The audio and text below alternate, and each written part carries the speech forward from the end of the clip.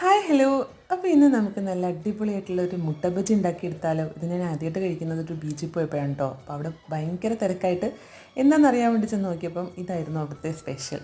അടിപൊളി ടേസ്റ്റാണ്. അപ്പോൾ എന്തായാലും നമുക്ക് എങ്ങനെ ഉണ്ടാക്കാം നോക്കാം. ആദ്യം തന്നെ ഒരു കപ്പിൻ്റെ അളവിന് മൈദമാവ്, അതിലേക്ക് ഒരു 4 ടേബിൾ സ്പൂൺ നമ്മുടെ കടലമാവ്, ഒരു ടീസ്പൂൺ മഞ്ഞൾപ്പൊടി, ഒരു ടേബിൾ സ്പൂൺ മുളക് പൊടി, കുറച്ച് കായപ്പൊടി, അതുപോലെ തന്നെ ഒരു ടീസ്പൂൺ ഉപ്പും ഒരു ടേബിൾ സ്പൂൺ പഞ്ചസാരയും കൂടി ചേർത്തിട്ട് നന്നായിട്ട് ഇതേ പരുവത്തിനൊന്ന് കുഴച്ചെടുത്തിട്ടുണ്ടായിരുന്നു.